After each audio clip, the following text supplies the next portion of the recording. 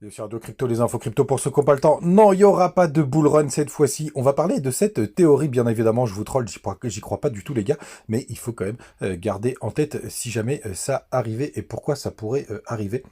On va parler de ça ce matin et j'ai plein de petits trucs vachement sympathiques à vous montrer notamment sur les statistiques de décembre pardon et plein d'autres petites choses. C'est parti avec un BTC qui est à 38 100 dollars. J'espère que cette fois-ci il va tenir et casser. On a plus 0,5%. Ethereum qui prend 3% ce matin. On est juste en dessous des 2100 dollars. XRP un petit 1%.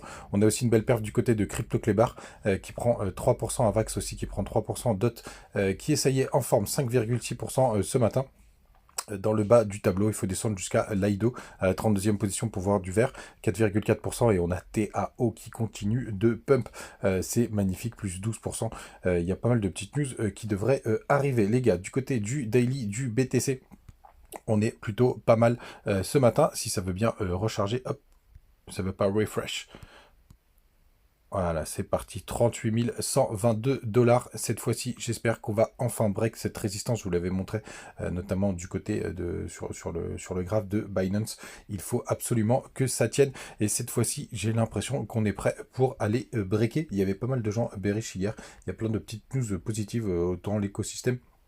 Je pense que cette fois-ci, c'est la bonne, bien évidemment. On va voir ce que ça va donner. Vous connaissez mes targets. On est vers les 40 000 dollars et je vous avais montré en monthly. Puisque vous le savez, quand on rentre dans le nuage en monthly Ishimoku, on est happé par le haut du nuage qui lui se situe pour l'instant aux alentours des 42 000 dollars. C'est ma nouvelle target bullish. N'oubliez pas, pour moi, ça va être un joli pump probable, mais malheureusement suivi à un moment donné d'une correction. Il va falloir pour le coup bien avaler ce mouvement, mais c'est plutôt pas mal. Avant de vous parler de toutes les petites news sympathiques, donc est-ce que il n'y aura pas de bull run cette fois-ci, les gars? C'est très simple. Il y a deux possibilités. Soit les ETF se font recaler, et là pour le coup ce serait assez bearish. Je pense que ça peut nous emmener, ça peut aussi nous emmener très très bas parce que on va dire que le bull run, le démarrage du bull run tient beaucoup à ça. Hein. Ça me rappelle les premiers tweets d'Elon Musk. D'ailleurs, c'était sur la période de décembre à janvier. Ça fera un top en 2024, donc ça me paraît un petit peu bas. Si on a à peu près le même scénario qu'au dernier bull run, celui de 2020-2021. Mais pour le coup, c'est plutôt peu probable. Et sinon, bah, c'est tout simplement une énorme récession aux États-Unis qui pourrait malheureusement embarquer le Bitcoin dans sa chute et les cryptos. Donc ce serait vraiment les deux théories, j'y crois pas du tout, mais il faut qu'elles existent, c'est vrai. Donc gardez-les dans un coin de votre tête si jamais tout part en vrille. Mais en tout cas, ce qui est des ETF, normalement, à mon avis, ça va sortir début janvier, les gars. Je l'écris, vous l'avez en tête. On verra si ça s'avère vrai du côté du long short ratio. Enfin, c'est surtout le CVD spot que je veux regarder. On retrouve un petit peu d'achat ce matin, donc ça c'est plutôt chouette. Attention, les fundings sont très positifs, mais pour autant, c'est pas pour autant que on peut y avoir un peu, on ne peut pas pumper. Bien évidemment, du côté de notre ami CoinGlass qui nous donne toutes les informations en direct live. On a le Crypto Fear and Greed, donc ça c'est le sentiment de la peur sur le marché ou de l'euphorie. On est à 71 ce matin, toujours dans ce gros range. Du côté du long short ratio, très bonne nouvelle, on a une majorité de personnes qui sont en short ce matin, donc ça c'est plutôt chouette. 60% quasiment de personnes en short, donc ça peut nous amener, et quand vous avez beaucoup de shorters en fait qui sont sur des grosses zones de breakout, ben, c'est là où ils se font éclater. Les gars, hein, très souvent, hein, quand vous êtes sur une grosse zone de résistance, ce qu'il faut toujours regarder, c'est comment se comporte le prix et surtout comment se comportent les traders. Et quand vous avez une maximum, beaucoup de personnes qui viennent shorter alors que vous êtes juste sous résistance, ben, c'est du pain béni pour nous, puisque ça permet de break les résistances. On va voir ce que ça va donner, mais pour l'instant, ça a l'air d'être plutôt pas mal du côté des fundings. Toujours positif, rien de très intéressant du côté des fundings, on va dire des gros fundings, du côté de la HipMap, parce qu'on a fait vraiment le petit move que j'attendais hier. On est venu chercher pas mal de liquidités. Là, on voit quand même que c'est même comme très très présent, très très présent au nord. Ça, évidemment, ça continue de s'accumuler au sud. J'espère que cette fois-ci, c'est la bonne, mais bien évidemment, on peut avoir des jolis pièges. C'est toujours pareil, surtout que je vois que là, il y a quand même des grosses positions à levier qui continuent de se mettre en place. Donc assez indécis finalement, pour être tout à fait honnête, quand on regarde la liquidation map et la heat map. Donc attention les gars, mais bien évidemment, quand BTC Range, c'est plutôt une bonne nouvelle. Hier, je vous ai partagé pas mal de petites infos du côté de Twitter. Je crois que ça chauffe du côté de Cryptomatrix là, parce que il y a quelques problématiques aux côtés de personnes qui l'invitaient sur Twitch. J'en parle juste ici. Si vous voulez aller jeter un œil à l'histoire.